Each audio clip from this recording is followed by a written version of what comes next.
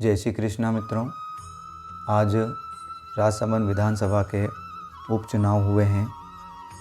आप सभी ने अपने उम्मीदवारों के भविष्य को अपना अमूल्य मत देकर मतपेटी या कहें कि ईवीएम में बंद कर दिया है। मित्रों, उम्मीदवारों ने भी काफ़ी मेहनत की है यहाँ पर, उनके कार्यकर्ताओं ने भी काफ़ी मेहनत की है यहाँ पर और लगभग सभी उम्मीदवारों ने मेहनत की है। मित्रों, ज्योतिष क्या कहता है हम उस बात पर चलेंगे और गोचर में क्या स्थिति है आज की तारीख में उन दो प्रमुख उम्मीदवारों के लिए जिनके जीत की संभावना सबसे ज़्यादा है। उसमें से एक कैंडिडेट हैं जो तनसुख जी बोहरा हैं, वह कांग्रेस पार्टी के उम्मीदवार हैं। दूसरे दीप्ति जी माहेश्वरी हैं जो भाजपा के या भारतीय जनता पार्टी का हैं, उनकी उम्मीदवार हैं। मित्रों, तनसुख जी बोहरा की तुला राशि बनती है नाम के अनुसार और दीप्ति जी की भी नाम के अनुसार मीन राशि बनती है। यहाँ पर मित्रों हम इनकी नाम राशि के आधार पर ही गोचर में जो भी कंडीशन है उसका एक विश्लेषण करेंगे, जानेंगे कि गोचर में ग्रहों की उनकी राशि के अनुसार क्या स्थिति है। यहाँ पर मित्रों केवल हम उनकी जो प्रसिद्ध नाम है उन दोनों का, उसके नाम पर ही हम यहाँ पर विश्लेषण कर रहे हैं, न कि उनकी कुंडली में वास्तविक नाम क्या है उस पर या जन्म कुंडली के आधार पर हम नहीं कर रहे हैं। मित्रों, ग्रहों के विश्लेषण के क्रम में हम चलेंगे। सबसे पहले सूर्यदेव का विश्लेषण करेंगे। मित्रों, सूर्यदेव 14 अप्रैल 2021 से मध्य रात्रि के बाद 2:49 से देवगुरु की साधारण राशि मीन राशि को छोड़कर मंगल देव की मूल त्रिकोण राशि मेष राशि में प्रवेश कर गए हैं। यह राशि अग्नि तत्व की राशि है और मेष राशि में सूर्यदेव उच्च के होते हैं। मित्रों, सूर्यदेव मित्रों पिता हैं, सम्मान हैं, मान हैं, पद हैं, प्रतिष्ठा हैं, आत्मा के कारक हैं। तुला राशि के लिए सूर्यदेव यहाँ पर स्थित हैं 7वें भाव में। तो मित्रों, काल पुरुष की अगर हम कुंडली देखें तो उसके अनुसार यहाँ पर सूर्यदेव नीच के स्थित हो जाते हैं। हालांकि यहाँ पर आपको उच्च के दिखाई दे रहे हैं क्योंकि वह उच्च के यहाँ स्थित है, लेकिन काल पुरुष की कुंडली के अनुसार वह नीच के होते हैं, सप्तम में नीच के होते हैं। यहाँ सूर्यदेव स्थित होकर तुला राशि वालों के लिए थोड़ी समस्याएं लाते हैं, यानी कि तनसुख जी की जो राशि है वह भी तुला राशि है। तो तुला राशि वालों के लिए यहाँ पर स्थित तुला राशि वालों के लिए यहाँ पर सूर्यदेव थोड़ी समस्या करते हैं, थोड़ी, क्योंकि लग्न पर दृष्टि जाने से मानसिक परेशानी होती है। और इसके अलावा यहाँ पर इनके लिए समय ज़्यादा अनुकूल नहीं कहा जा सकता, क्योंकि तुला राशि के लिए सूर्यदेव वैसे भी कारक भी नहीं कहे जाते हैं। तो समस्याएं तो हैं, हालांकि उच्च के स्थित हैं तो थोड़े बहुत लाभ की स्थिति में भी रखते हैं, लेकिन मोटा मोटी कहा जाए तो यहाँ पर सूर्यदेव समस्याएं ज़्यादा करवाते हैं। तो वहीं मीन राशि के लिए सूर्यदेव, जो कि दीप्ति जी की राशि है, मीन राशि के लिए सूर्यदेव यहाँ पर धन भाव में स्थित हैं। धन भाव में यहाँ स्थित हो रहे हैं और यहाँ पर धन भाव में उच्च के हो रहे हैं। मीन राशि जो है वह जल तत्व की राशि है और लेकिन सूर्य के मित्र की राशि है। हालांकि यहाँ पर जल तत्व की राशि होने के कारण सूर्यदेव का अनुकूल और प्रतिकूल दोनों प्रभाव देखने को मिलते हैं। हालांकि यहाँ पर सूर्यदेव कार्यक्षेत्र में अवश्य बढ़ोतरी करवाने वाले होते हैं। इसी प्रकार मित्रों, राशियों के क्रम में हम आगे की राशि में चलेंगे तो हम इसी प्रकार मित्रों ग्रहों के प्रभाव में हम आगे के ग्रह की ओर चलेंगे। तो अब हम लेंगे मंगल का प्रभाव। मंगल का क्या प्रभाव होने वाला है तुला राशि के ऊपर। मंगल शुक्र की साधारण राशि वृषभ राशि को छोड़कर बुध की साधारण राशि मिथुन राशि में प्रवेश कर गए हैं। मंगल देव यहाँ से मित्रों धीरे धीरे अपनी नीच की राशि की ओर बढ़ रहे हैं। मित्रों मंगल तेज हैं, हिम्मत हैं, पराक्रम हैं, शक्ति हैं, उत्साह हैं, क्रोध हैं एवं वाद विवाद है। मंगल कर्म प्रधान है मित्रों, तो वह तुला राशि के लिए क्या फल देने वाले हैं यह हम आइए जानते हैं। तुला राशि के लिए मंगल देव का गोचर भाग्य भाव में हो रहा है और यह गोचर तुला राशि वालों के लिए अच्छा ही जाने वाला है। यहाँ पर तुला राशि के लिए स्थिति अच्छी बनती है क्योंकि यहाँ पर मंगल देव भाग्य का साथ दिलाएंगे, लेकिन साथ में वाद विवाद भी पैदा होंगे। इसके अलावा मानसिक अशांति बनी रह सकती है। तो मित्रों वहीं पर मंगल देव मीन राशि वालों के लिए सुख भाव में संचरण कर रहे हैं। तो यहाँ पर मित्रों मंगल देव कार्य क्षेत्र में सफलता दिलाने वाले होते हैं आपको, क्योंकि कार्य क्षेत्र पर मित्र दृष्टि जारी है तो कार्य क्षेत्र पर अवश्य वो आपको सफलता दिलाने वाले होते हैं, सफलता मिलेगी। लेकिन घर में परेशानी का कोई कारण बन सकता है, हालांकि नए कार्य होने की संभावना बन रही है। मित्रों मैं ज़्यादा विस्तार में नहीं बताने जा रहा हूँ क्योंकि वीडियो काफ़ी बड़ा बन जाने की संभावना है, इस कारण मैं ज़्यादा विस्तार में नहीं बता रहा हूँ। मैं छोटे छोटे रूप में ही बता रहा हूँ। मैं चाहूँ तो इसके ऊपर विस्तार से वर्णन कर सकता हूँ, लेकिन वो यहाँ मुझे आवश्यकता भी महसूस नहीं हो रही है। जो मोटा मोटी आवश्यकता होनी चाहिए वो मैं आपको बता रहा हूँ। मित्रों इस कड़ी में हम आगे के ग्रह को लेंगे, आगे के ग्रह में हम चलेंगे। तो अब हम बुध देव के ऊपर चलेंगे कि बुध देव तुला राशि में क्या फल देने वाले हैं। मित्रों बुध देव अपनी नीच की देवगुरु की साधारण राशि मीन राशि को छोड़कर मेष राशि में 16 अप्रैल सुबह 8:27 पर प्रवेश कर गए हैं। यहाँ पर मित्रों नीच राशि में इनका श्रेष्ठ प्रभाव देखने को नहीं मिला था। अब यह मंगल देव की मूल त्रिकोण राशि मेष राशि में प्रवेश कर गए हैं, जो कि एक अग्नि तत्व की राशि हैं। यहाँ पर मित्रों एक बात और देखने को मिलेगी कि बुध देव का और मंगल देव का आपस में परिवर्तन योग बन रहा है। दोनों ही आपस में राशि परिवर्तन कर रहे हैं। मित्रों बुध वाणी के कारक हैं, बुद्धि के कारक हैं, विद्या के कारक हैं, कला के कारक हैं, व्यवसाय के कारक हैं, गणित के कारक हैं।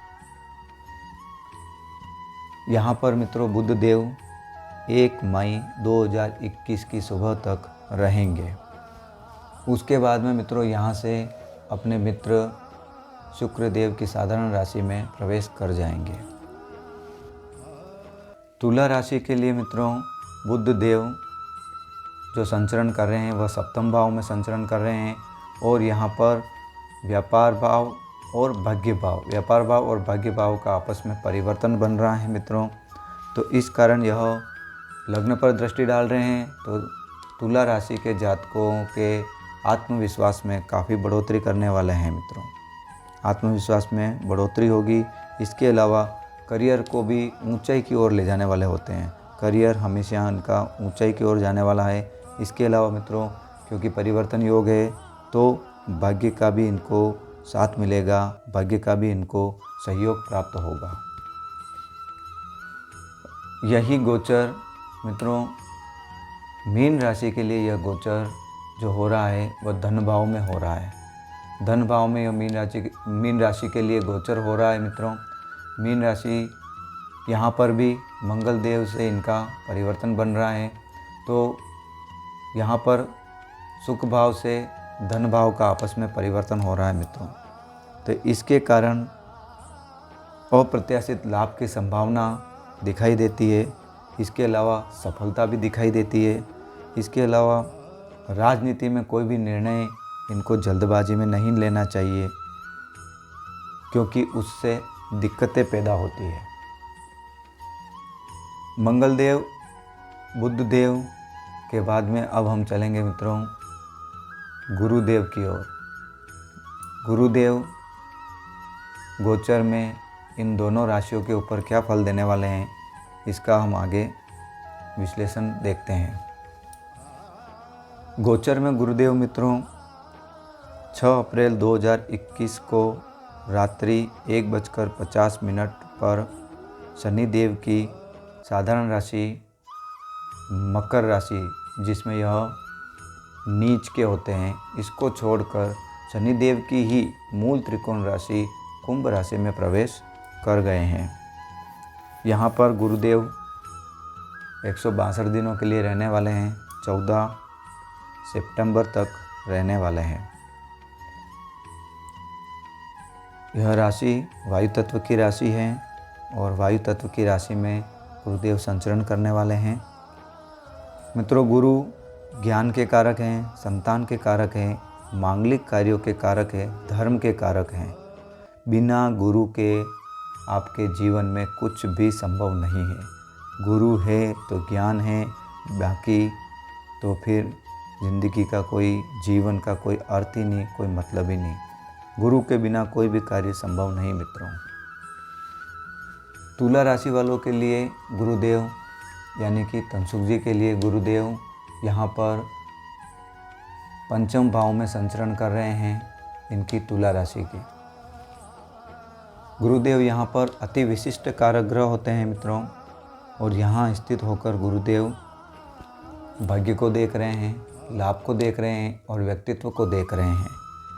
तो यहाँ पर गुरुदेव इस राशि वालों को श्रेष्ठ लाभ ही देने वाले हैं, श्रेष्ठ प्रभाव ही देने वाले हैं, क्योंकि भाग्य पर दृष्टि पड़ने से भाग्य में बढ़ोतरी करने वाले हैं, उच्च ज्ञान में बढ़ोतरी होने वाली है। इसके अलावा लाभ पर दृष्टि से इनको लाभ में रखने वाले हैं और व्यक्तित्व पर दृष्टि से इनके व्यक्तित्व में वृद्धि कर देंगे, इनके व्यक्तित्व को निखार देंगे, इनके व्यक्तित्व को बढ़ा देंगे। समाज में मान सम्मान मिलेगा, पद मिलेगा, प्रतिष्ठा मिलेगी और कद भी बढ़ेगा इनका मित्रों। मीन राशि के लिए यानी कि दीप्ति जी की जो राशि है, मीन राशि के लिए मित्रों यहाँ पर गुरुदेव व्यय भाव में संचरण कर रहे हैं। यहाँ पर मित्रों व्यय भाव में इनका संचरण हो रहा है। कार्यक्षेत्र और राशिपति इन दोनों के स्वामी होकर व्यय भाव में स्थित है मित्रों। यह स्थिति श्रेष्ठ नहीं कही जा सकती मित्रों, क्योंकि यहाँ पर यह खर्च को बढ़ाने वाले हैं। खर्च तो बढ़ने ही वाला है। हो सकता है नाना प्रकार की परेशानियाँ भी पैदा हो सकता है मन में भय रहे, कोई न कोई भय रहे, षड्यंत्र की आशंका बनी रहे। इनके लिए मन में षड्यंत्र की आशंका भी रहती है कि कोई न कोई षड्यंत्र मेरे साथ ना हो जाए। इसके अलावा मानसिक चिंता रहती है। इसके अलावा व्यक्तित्व के साथ कभी कभी राजनीति भी हो जाती है। ऐसी स्थितियाँ बन जाती है मित्रों, क्योंकि मित्रों यहाँ से गुरु की जो दृष्टि है वह भी सुख भाव पर है, षष्ठम भाव पर है और अष्टम भाव पर है। तो दृष्टियों से भी गुरुदेव कोई ज़्यादा अच्छा प्रभाव नहीं दे पाएंगे, क्योंकि गुरुदेव पहले से ही अच्छी स्थिति में स्थित नहीं है।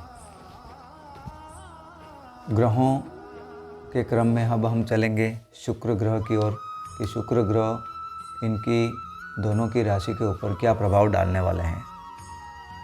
मित्रों, शुक्रदेव 10 अप्रैल 2021 से प्रातः 7:03 से अपनी उच्च की मीन राशि को छोड़कर मंगल की मूल त्रिकोण राशि मेष राशि में संचरण कर गए हैं। यहाँ पर मित्रों शुक्रदेव 2 मई 2021 तक रहने वाले हैं। यहाँ पर मित्रों शुक्रदेव 4 मई 2021 तक संचरण करने वाले हैं। मित्रों, शुक्रदेव भौतिक सुखों के कारक हैं, आकर्षण के कारक हैं, दाम्पत्य सुखों के कारक हैं, सौंदर्य के कारक हैं, ऐश्वर्य के कारक हैं, वैभव के कारक हैं, कला के कारक हैं, संगीत के कारक हैं। तुला राशि के लिए शुक्रदेव यहाँ पर सप्तम में स्थित है और यहाँ स्थित होकर अपनी ही राशि को देखने वाले हैं, अपनी ही राशि पर दृष्टि डालने वाले हैं। मित्रों, शारीरिक कष्ट बढ़ सकता है, शारीरिक समस्याएं बढ़ सकती है, जीवन साथी के स्वास्थ्य में भी थोड़ी समस्याएं आ सकती है या जीवन साथी से थोड़ी मतभेद बढ़ सकते हैं, लेकिन राजनीति में यह कद को बढ़ा सकते हैं। आपका राजनीति में कद बढ़ सकता है और आपके मान सम्मान में वृद्धि हो सकती है। व्यक्तित्व में नई ऊर्जा का संचार अवश्य हो सकता है।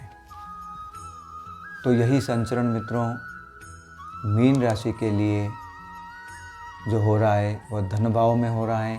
यहाँ पर शुक्रदेव जो हैं व्यक्तित्व यानी कि मीन राशि व्यक्तित्व को छोड़कर, उच्च की राशि को छोड़कर यहाँ पर मंगल के मूल त्रिकोण राशि में स्थित हैं, धन भाव में। यहाँ पर शुक्र स्थित होने से खान पान का सुख बढ़ाते हैं, लेकिन इनको अपने परिवार का ख्याल रखना चाहिए। आकस्मिक धन प्राप्ति हो सकती है इनको, लेकिन सावधानी ज़रूरी है। सावधानी अत्यंत आवश्यक है, क्योंकि किसी का अपमान अगर हुआ तो वह आपके लिए हानिकारक होगा। इसलिए किसी का अपमान न हो, इस बात का ध्यान रखें। इसके अलावा सफलता में संघर्ष अवश्य होगा। हालांकि यह खुशियाँ भी देते हैं और खुशियाँ भी आपको यहाँ प्राप्त हो सकती है। मित्रों, राशियों के प्रभाव के क्रम में अब हम चलेंगे आगे की राशि शनि पर। शनि देव जो है मित्रों, वह अभी आज की तारीख में मार्गी होकर मकर राशि में अपनी ही राशि में संचरण कर रहे हैं। यह यहाँ इनकी साधारण राशि है और यहाँ पर यह वक्री अवस्था में नहीं है, मार्गी अवस्था में है और मार्गी अवस्था में होकर यहाँ पर संचरण कर रहे हैं। तो यहाँ पर मित्रों शनि देव तुला राशि के लिए क्या फल देने वाले हैं, आइए हम उसको जानते हैं। तुला राशि के लिए मित्रों शनि देव सुख भाव यानी चतुर्थ भाव एवं पंचम भाव यानी कि ज्ञान भाव के स्वामी होकर स्वयं सुख भाव में संचरण कर रहे हैं। यहाँ पर स्थित होकर शनि देव तीसरी दृष्टि षष्ठम पर डालेंगे, सातवीं दृष्टि कार्यक्षेत्र पर डालेंगे और 10वीं दृष्टि व्यक्तित्व पर डालेंगे। 10वीं दृष्टि व्यक्तित्व पर जारी है तो यह तो तय है कि आपका कोई भी कार्य समय पर नहीं होगा। इस समय हर कार्य आपका विलंब से होगा, हर कार्य में आपके विलंब होगा, लेकिन होगा वही जो आप चाहेंगे, लेकिन तब नहीं जब आप चाहेंगे। यहाँ पर मित्रों शनिदेव शश नामक पंच महापुरुष राजयोग लगा कर बैठे हैं और यहाँ से तीसरी दृष्टि षष्ठम भाव पर डाल रहे हैं। यहाँ क्षेत्र के कारक होते हैं, यहाँ भी कारक होते हैं और यहाँ क्षेत्र के कारक है और यहाँ से वह तीसरी दृष्टि षष्ठम भाव पर डाल रहे हैं। तो यह आपको शत्रुओं से रक्षा करने वाले होते हैं। यहाँ पर यह आपको शत्रुओं से रक्षा करेंगे। इसके साथ में ही मित्रों कार्यक्षेत्र पर दृष्टि डालेंगे तो कार्यक्षेत्र में कोई विशेष परेशानियाँ नहीं होगी, कार्यक्षेत्र में कोई समस्याएं नहीं होने वाली। शनिदेव की 10वीं दृष्टि उच्च की दृष्टि व्यक्तित्व पर पड़ रही है, लग्न पर पड़ रही है मित्रों, राशि पर पड़ रही है मित्रों। तो यह राशि पर पड़ने से आपको समाज में मान सम्मान दिलाएंगे, आपकी मान प्रतिष्ठा बढ़ेगी, समाज में कद बढ़ेगा आपका। लेकिन साथ में तुला राशि वालों को शनि की ढैया भी चल रही है तो यह संघर्ष की स्थिति भी बढ़ाएंगे। संघर्ष तो होने ही वाला है, संघर्ष तो बढ़ने ही वाला है। यदि कुंडली में ग्रहों की स्थिति अच्छी रही तो ज़्यादा समस्या नहीं आएगी। तो वहीं मीन राशि वालों के लिए शनि देव यहाँ पर लाभ भाव एवं खर्च भाव के स्वामी होकर स्वयं लाभ भाव में स्थित है। यहाँ से शनिदेव की तीसरी दृष्टि लग्न पर और 7वीं दृष्टि संतान भाव पर एवं 10वीं दृष्टि अध्यात्म भाव पर पड़ रही है। लाभ के हिसाब से यह स्थिति श्रेष्ठ रहती है, श्रेष्ठ लाभ देने वाले रहेंगे। यहाँ पर शनिदेव की तीसरी दृष्टि लग्न पर पड़ रही है, व्यक्तित्व पर पड़ रही है। तो मित्रों यह स्थिति थोड़ी अच्छी नहीं है, क्योंकि यहाँ पर लग्न पर दृष्टि जाने से यह हर कार्य को विलंब से करवाएंगे। वही बात लागू होगी कि हर कार्य आपका यहाँ विलम्ब से होने वाला है, लेकिन स्थिति वही होगी कि जो आप चाहेंगे वह होगा, लेकिन तब नहीं जब आप चाहेंगे। पंचम पर दृष्टि से मित्रों, कार्य बनने पर बुद्धि तीव्र हो जाती है। बुद्धि तीव्र गति से कार्य करने लगती है, तीव्र गति से बुद्धि चलने लगती है। इसके अलावा मित्रों, षष्ठम पर दृष्टि पड़ने से मीन राशि वालों का सिक्स सेंस बढ़ जाता है। उनका सिक्स सेंस अच्छे से कार्य करना शुरू कर देता है। उनके आकस्मिक कार्य बनने शुरू हो जाते हैं। धन आगमन भी होता है, आकस्मिक धन आगमन भी हो सकता है, लेकिन धन अच्छा खासा व्यय भी होता है। धन जबरदस्त व्यय होता है, क्योंकि व्यय भाव के स्वामी भी यहाँ पर शनिदेव बन रहे हैं। इसके अलावा मित्रों, बिगड़ते कार्य बन सकते हैं। बिगड़े कार्य शनिदेव यहाँ पर बनाते हैं। ग्रहों के फल के क्रम में मित्रों हम चलेंगे। राहु और केतु का गोचर में क्या प्रभाव रहने वाला है, इसके ऊपर चलेंगे मित्रों। राहु और केतु मित्रों 23 सितंबर 2020 से राहु मिथुन राशि को छोड़कर एवं केतु धनु राशि को छोड़कर दोनों ही राहु वृषभ राशि में प्रवेश कर गए हैं और केतु वृश्चिक राशि में प्रवेश कर गए हैं। ऋषियों के अंदर मतांतर है, क्योंकि कुछ ऋषि मिथुन और धनु राशि में राहु केतु को उच्च का बताते हैं, तो कुछ ऋषि वृषभ और वृश्चिक राशि में राहु केतु को उच्च का बताते हैं। हमें मित्रों दोनों को ही मान लेना है। यहाँ भी हम इनको उच्च का मान लेते हैं और यहाँ भी हम इनको उच्च का मान लेते हैं।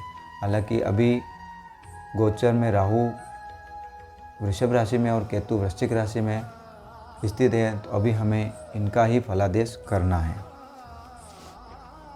तुला राशि के लिए राहुदेव मित्रों अष्टम भाव में संचरण कर रहे हैं। यहाँ पर उच्च के स्थित है, लेकिन अष्टम भाव में संचरण कर रहे हैं। तो यहाँ पर श्रेष्ठ तो नहीं कहा जा सकता, क्योंकि यहाँ पर यह स्वास्थ्य संबंधी दिक्कतें बहुत ज़्यादा पैदा करते हैं।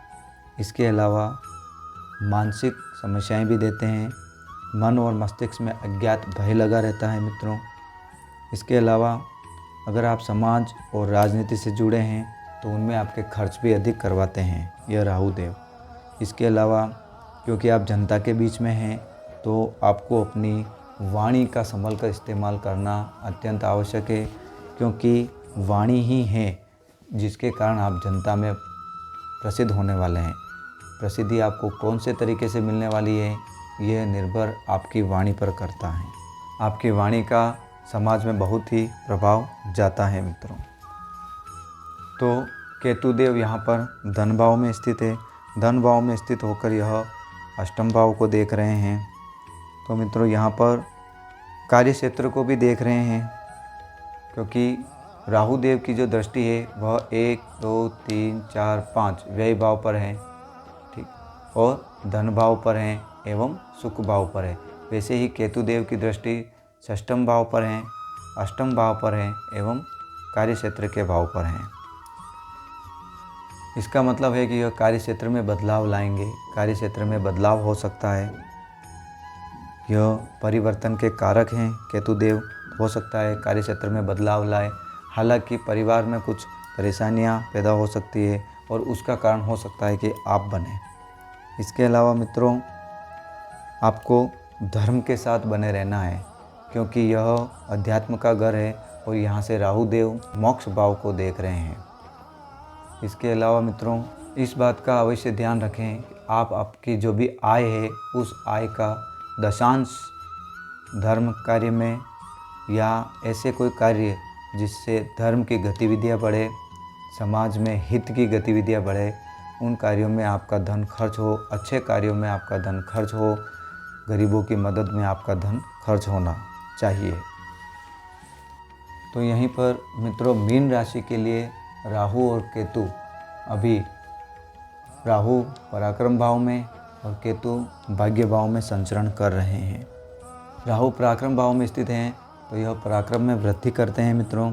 इनके पराक्रम में मेहनत में वृद्धि होने वाली है। इसके अलावा यह यहाँ स्थित होकर इनको सफलता की ओर ले जाते हैं। भाग्य का भी साथ मिलता है इनको, भाग्य का भी साथ मिलता है, तो लाभ की स्थिति भी रहती है मित्रों। इनके लिए लाभ की स्थिति भी रहती है। तो तो यहीं पर मित्रों केतु भाग्य भाव में स्थित हैं और भाग्य भाव में स्थित होकर इनकी लग्न पर दृष्टि पड़ रही है। तो इसके कारण यह व्यक्तित्व में भ्रम पैदा करते हैं, व्यक्तित्व में भ्रम वाली स्थिति बनाते हैं, लेकिन बुद्धि को तीव्र कर देते हैं। बुद्धि इनकी तीव्र गति से चलना शुरू हो जाती है। इसके अलावा मित्रों पराक्रम पर इनकी दृष्टि है, तो पराक्रम में भी वृद्धि करते हैं और ज्ञान का भी इनको लाभ प्राप्त होता है मित्रों, क्योंकि ज्ञान पर दृष्टि है तो इनको ज्ञान का भी लाभ प्राप्त होता है। इनका नाम बढ़ता है, समाज में मान सम्मान बढ़ता है, पद एवं कद दोनों ही बढ़ते हैं, प्रतिष्ठा बढ़ती है। और इनको भी, क्योंकि ये धर्म का घर है, तो इनको भी धर्म के साथ बने रहना चाहिए, क्योंकि राहु की भी धर्म भाव पर दृष्टि है और केतु धर्म भाव में स्थित है। मित्रों एक बात का इनको ध्यान रखना चाहिए कि धर्म में इनको खर्च ज़्यादा करना चाहिए। इनकी आय का दशांश इनको धर्म कार्यों में, जिनको ज़रूरत है, ज़रूरतमंदों की ज़रूरत पूरी करने में इनका खर्च होना चाहिए, ताकि यहाँ पर ये राहु और केतु इनको श्रेष्ठ प्रभाव दे सके। तो मित्रों आज हमने दोनों ही जो कैंडिडेट हैं उनकी जो राशियाँ हैं, तुला और मीन राशि, धनसुख जी और दीप्ति जी की, तो गोचर में अभी उनके लिए ग्रहों की स्थिति क्या है उसका एक छोटा सा हमने विश्लेषण किया है। कोई ज़्यादा बड़ा विस्तृत विश्लेषण नहीं किया है। यहाँ पर एक बात मैं मित्रों आपको बता देता हूँ कि यह विश्लेषण छोटा सा केवल इन दोनों की राशि के आधार पर है। मैंने यहाँ पर जो विश्लेषण किया है वह विश्लेषण केवल हमने एक चर्चा के रूप में किया है। मैंने यहाँ पर कहीं भी ये नहीं बताया है कि इनमें से कौन जीतने वाला है और कौन हारने वाला है। यहाँ पर जीत और हार की मैं बात नहीं कर रहा हूँ मित्रों, क्योंकि इसके लिए यहाँ पर मैंने इनको नाम की राशि के आधार पर देखा, न मैंने इनकी कुंडली देखी है, न कुंडली में इनके ग्रहों की स्थिति देखी है।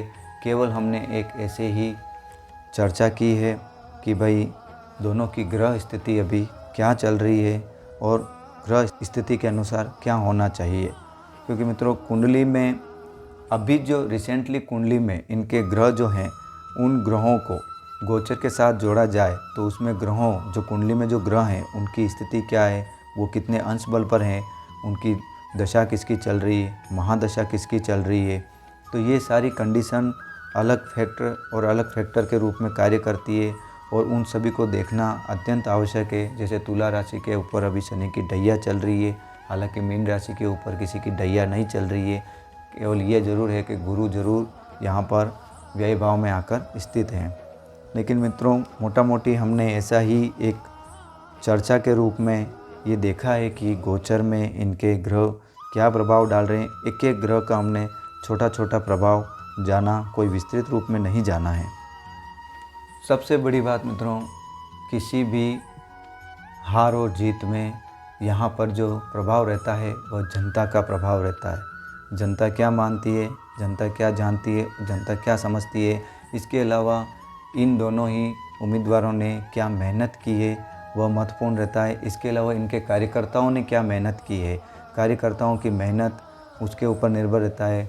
इसके अलावा इनकी पार्टियों ने क्या मेहनत की है, इनकी पार्टियों ने कितना आगे बढ़कर हिस्सा लिया है और आगे बढ़कर इनको सपोर्ट किया है, उसके ऊपर भी निर्भर रहता है। और सबसे बड़ी बात मित्रों हार और जीत में रहती है, वह रहती है देश, काल और परिस्थिति। देश, काल और परिस्थिति जानना अत्यंत आवश्यक है। कुंडली कितनी भी मजबूत हो, लेकिन अगर देश, काल और परिस्थिति आपके अनुरूप नहीं है तो वहाँ जीत होना असंभव रह जाता है। तो मित्रों बहुत सारी बातें यहाँ फैक्ट में काम करती है मोटा मोटी, कि जीतने के लिए ये सारी बातें होनी ज़रूरी है कि अभी परिस्थिति क्या चल रही है, कौन से परिवेश में है, देश, काल, परिस्थिति, ये मेन यहाँ पर मुख्य रूप से कार्य करती है। तो मित्रों हमने एक छोटा सा विश्लेषण किया, आपको अच्छा लगा हो तो आप अवश्य कमेंट करें, इस पर लाइक करें, शेयर करें और आगे भी हम ऐसे ही विश्लेषण करते रहेंगे। आप मेरे चैनल श्रीजी एस्ट्रोलॉजी को सब्सक्राइब करें और आगे आने वाले जो भी वीडियो हैं उनको आप देखते रहें। आप अपने भी ज्ञान में वृद्धि करते रहें और उससे मेरे भी ज्ञान में वृद्धि होती रहेगी। मैं भी अपने ज्ञान में नए नए वीडियो बनाकर वृद्धि करता रहूँगा। धन्यवाद मित्रों।